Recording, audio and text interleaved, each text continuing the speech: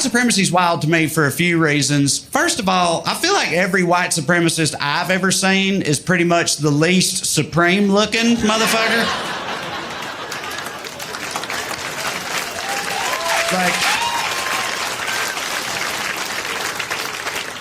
Like, I've never seen an avowed white supremacist and thought to myself, behold, the pinnacle of man. Like it's not a bunch of Hemsworths walking around with swastika tattoos, you know?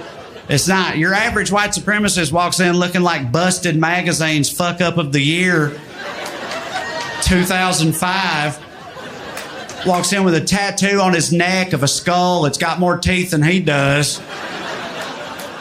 Walks in looking like he's about to invent a whole new type of hepatitis they ain't even thought up yet. Looking like that, talking about supremacy, I think that's wild. I also think it's wild to keep believing in supremacy considering all the L's they've taken over the course of this country's history, you know? Like, I know it's easy to look around right now and feel like they're doing pretty okay, but really they've mostly lost every major battle they fought up until this point, and they keep talking about supremacy. Like, I feel like the mood of their meetings had to get weirder and sadder over the years, you know?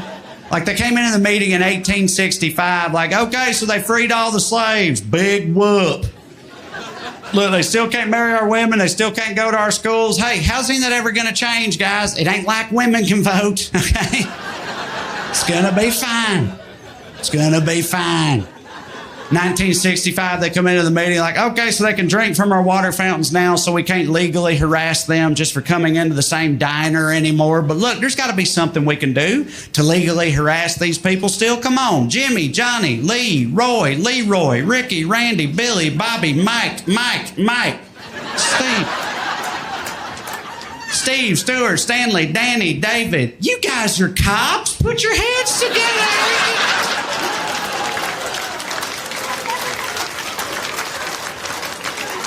We can figure this out. All right, it's not like one of them's the president.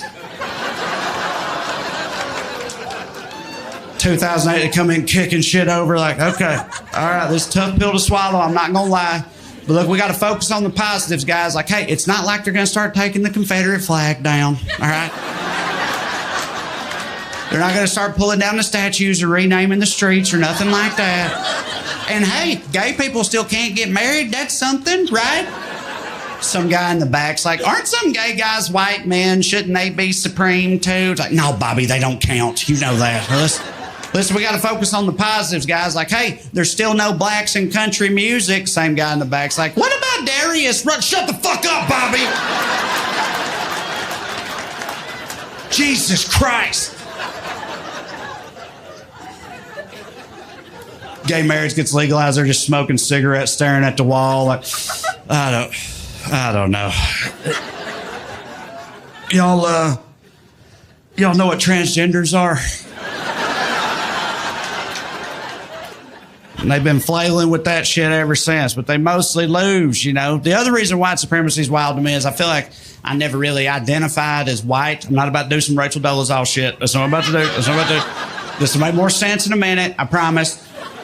What I mean is, my whole life growing up poor, rural Tennessee, whenever I heard others talk about white people, in my head that was always like Connecticut Yacht Club, like Dill. Is that Dill? Like in white people, right?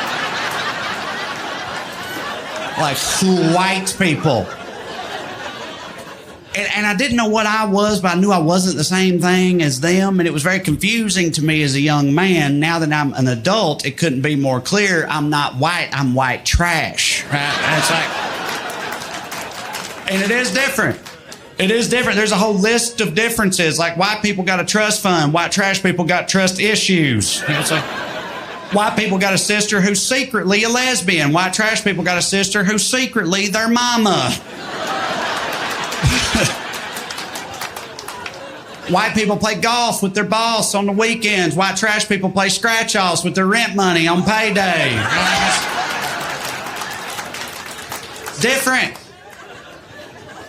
The way they have kids is different. Nowadays, white people wait till they're 35 to have kids. They got in vitro clinics, ovulation calendars, fertility stuff. White trash people more fertile than an Amish cornfield, baby. You can't stop us from having kids, no matter how hard you try. The way they name those kids is different.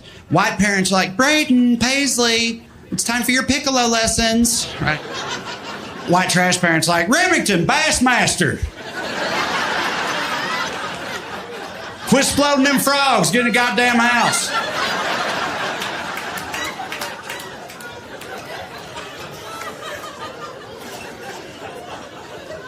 It's different. I know. I have kids. Of course I have kids. I worry about my kids all the time on account of this trash blood I gave them. You know, like I try to raise them right, but I worry at the end of the day my trash blood will be too much for them to overcome, you know? Like nobody should be forced to be giving my blood, dude. Like the Red Cross looks at my family history and they're like, we're good. Thanks, though. Right? Like, thank God for my wife for diluting it with hers a little bit, you know? But like, I love my wife, but she's from a different town in rural Tennessee. Like, her blood ain't top shelf or nothing, you know? Like, let's be honest. Like, my wife's blood is like boxed wine, you know? It's like, it's nobody's favorite, but people can handle it in a pinch, you know? My blood's just moonshine made in a radiator, dude. Like, it's just poison. That's all it is. Right? So I worry all the time about how my kids are going to turn out, right? But believe it or not, living in Los Angeles has kind of helped me with this. Because, like, you live in LA, you look around, you see plenty of rich white kids that are all fucked up too, you know? And it makes me feel better. I'm like, oh, well, maybe it's not about the blood. Maybe it's just a crapshoot either way, right? But I got to say, I feel like that's another way in which they're different is childhood trauma. Because, like, rich white kids are like, yeah, my mother was never very emotionally available, and I've got a lot of residual psychological scarring from that. And white trash kids are like, I got beat with a tire iron. I have actual scars from that. Like, you see that? That's a tire iron scar. That's what that is. I believe that's not cool. You shouldn't do what I just did. You shouldn't, like, diminish other people's trauma just because you didn't personally experience it. But it's a whole thing with poor people. It's so hard for poor people to believe that rich people went through any kind of genuine adversity, no matter what the circumstances were, you know? Like, when all that Epstein shit was coming out, I guarantee you there was people in trailer parks all around this country watching that. Like, they got to go to an island?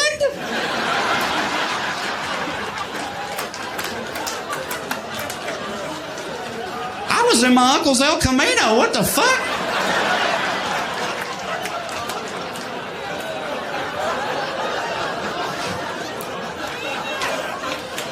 Yeah. Yeah, that one's rough. I know.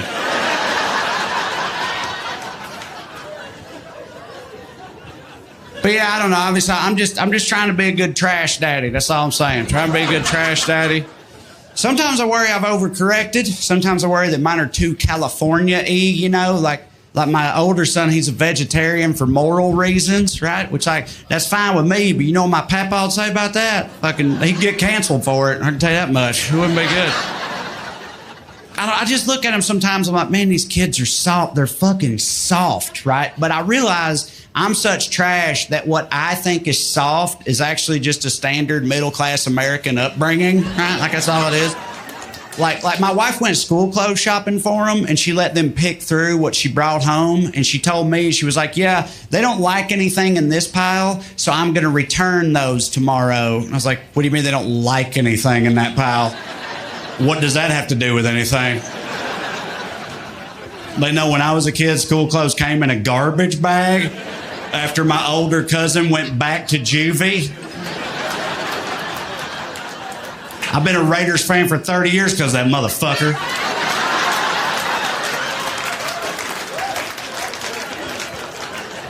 Who gives a shit what they like, right? I'll try to roast them some fresh vegetables. I didn't know you could get vegetables not in a can until I was 28 years old, right? Like, blew my mind. I try to share this wondrous revelation with my children. I'll roast them some fresh broccoli, cauliflower. I'll church it up, put some balsamic drizzle on it, whatever. It don't matter. They're just picky. They just won't eat it. They just don't want it. I'm sitting there like, I ate squirrels. God damn it. Who the fuck do you think you are?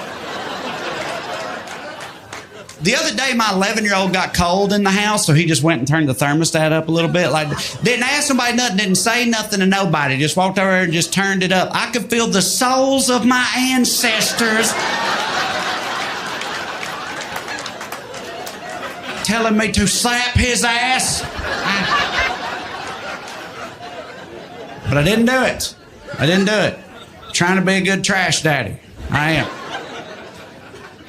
I am definitely white trash. I want to tell y'all what I think is the single most white trash thing about me. This is a 100% true story.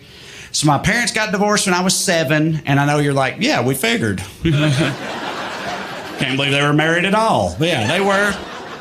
They got divorced back then, early 90s, rural Tennessee. Parents get divorced. Mama just kind of got custody by default. That's just how it worked, you know. So my mom got custody of us, but my dad was like, okay, but they're going to live with me, though. And the judge was just like, ain't you got a Camaro to work on or something? Just let her have them, bro. Right, but we lived with my dad, and because we lived with my dad, he didn't pay her any child support, because in his eyes, that was bullshit. And apparently, that was bullshit is not a formally recognized legal defense for not paying child support, right? You can't just plead that's some bullshit, as it turns out. So my dad accumulated all this debt to the state over the course of his life. When he dies years back, I had to reconcile all that, which I didn't know was a thing, but it is in the right circumstances. For example, if you owe money to the state, it's like everything with money works the same way, really. It's like, you know how like if you got a lot of money in the bank will give you more money for having all that money in the bank. But if you ain't got no money in the bank will charge you money for not having no money in the bank, right? It's like everything works that way with money, including inheritance. It's like if you're rich and your parent dies, you're sad, but you got a new lake house or the throne of England or whatever. Like there's upsides to it. You know, but if you're poor and your parent dies, you're poor plus they're poor. And I'm generationally poor, dude. I come from old no money.